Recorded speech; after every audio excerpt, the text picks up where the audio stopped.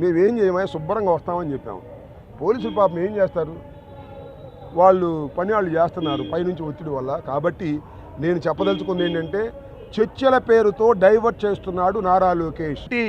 నారా లోకేష్ తక్షణమే రాజీనామా చేయాలి, సిబిఐ ఎంక్వైరీ వేయాలి అని వైఎస్ఆర్ కాంగ్రెస్ పార్టీ డిమాండ్ చేస్తూ ఉద్యమ రూపాన్ని మరింత బలంగా ఇచ్చేటటువంటి కార్యక్రమం చేస్తున్నాం.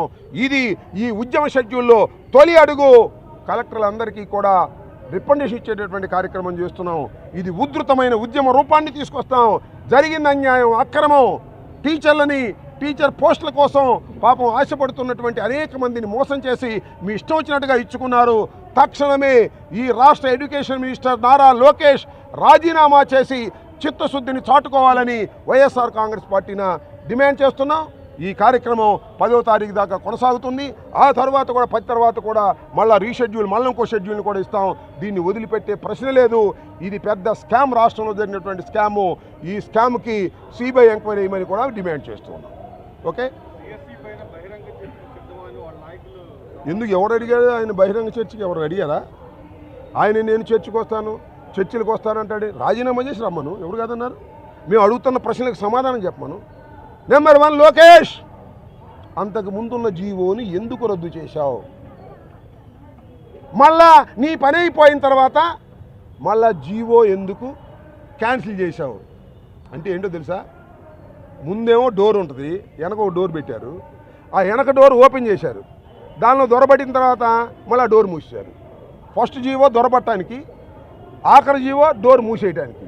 అంటే నీ వాళ్ళని వెనక డోర్ నుంచి తెచ్చుకొని మళ్ళీ డోర్ మూసేశావు. దీని ఒక్కదానికి సమాధానం చెప్పు నాయన నారా లోకేష్, దీని ఒక్కదానికి సమాధానం చెప్పు. ఎందుకు అంతకు ముందున్న జీవోను మార్చావు? మళ్ళీ పని అయిపోయిన తర్వాత ఆ జీవోని మార్చేసి పాత జీవో ఎందుకు తీసుకొచ్చావు? Is it not a valid question? ఈ వ్యాలిడ్ క్వశ్చన్ సమాధానం చెప్పడు కానీ చర్చకు వస్తాడంట. ఇప్పుడు నీ రాష్ట్రంలో చర్చలు జరిగినాయి. ఒకవేళ చర్చకు వస్తామని మేము అన్నా కూడా పోలీస్ బందోబస్తు పెట్టి ఇందా గేట్ దగ్గరికి రానిలే మమ్మల్ని. వాళ్ళని చెప్పాము, అబ్బాయి మీరు మంచిది కాదు, మేమేం చేయమా శుభ్రంగా వస్తామని చెప్పాము. పోలీసులు పాపం ఏం చేస్తారు, వాళ్ళు పని వాళ్ళు చేస్తున్నారు పైనుంచి ఒత్తిడి వల్ల. కాబట్టి నేను చెప్పదలుచుకుంది ఏంటంటే, చర్చల పేరుతో డైవర్ట్ చేస్తున్నాడు నారా లోకేష్. అసలు నీతో చర్చలు చేయడానికి ఎవడు సిద్ధంగా లేడు. అసలు దీనికి సమాధానం చెప్పు. చర్చలు అంటే తెగకూడని ఏదన్నా ఉంటే అది చర్చల్లో. ఇంత స్పష్టంగా మేము చెప్తున్నప్పుడు చర్చలకు వస్తా అని చెప్పి ఊరికినే కింద పైన ఎగురుతున్నావు. అదన్నీ కుదిరే పని కాదు. రాజీనామా చేసిరా చర్చలకి, మేము చర్చలకి సిద్ధంగా ఉన్నామని కూడా ఈ సందర్భంగా